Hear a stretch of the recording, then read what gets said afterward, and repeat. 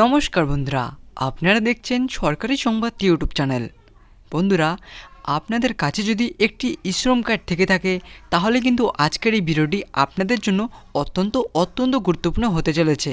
হ্যাঁ বন্ধুরা, আজকের এই ভিডিওর মাধ্যমে আমি আপনাদের পরিষ্কারভাবে জলের মতোভাবে জানিয়ে দেব যে আপনারা শ্রম কার্ডে 1000 টাকা প্রতি মাসে পাওয়ার জন্য আপনারা কিভাবে এবং কোথায় আবেদন করবেন। হ্যাঁ বন্ধুরা, আপনাদের মধ্যে হয়তো অনেকেই এরকম রয়েছেন যাদের কাছে শ্রম কার্ড রয়েছে কিন্তু তারা এখনও টাকা পাননি।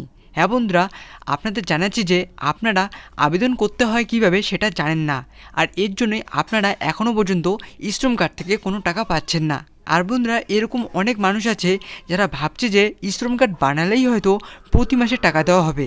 তো বন্ধুরা, আপনাদের জানাচ্ছি যে যারা এরকমটা ভাবছেন তারা একেবারেই ভুল ভাবছেন। এই শ্রম কার্ড বানালেই আপনারা প্রতি মাসে এই টাকাটি পাবেন না। হ্যাঁ বন্ধুরা, এই টাকাটি পাওয়ার জন্য আপনাদের একটি আলাদাভাবে আবেদন করতে হবে, আর আপনারা এই আবেদনটা না করলে শ্রম কার্ড থেকে প্রতি মাসে 1000 টাকা পাবেন না।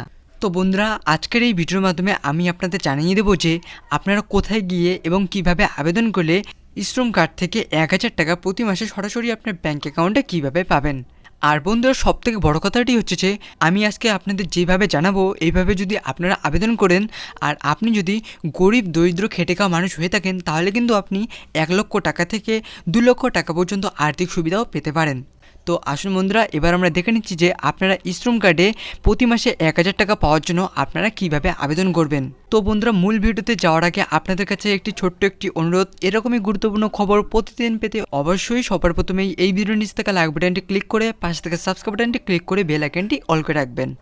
তো বন্ধুরা, আপনারা যদি শ্রম কার্ডে আবেদন করতে চান তাহলে কিন্তু সবার প্রথমে আপনাদের কয়েকটি শর্ত পালন করতে হবে।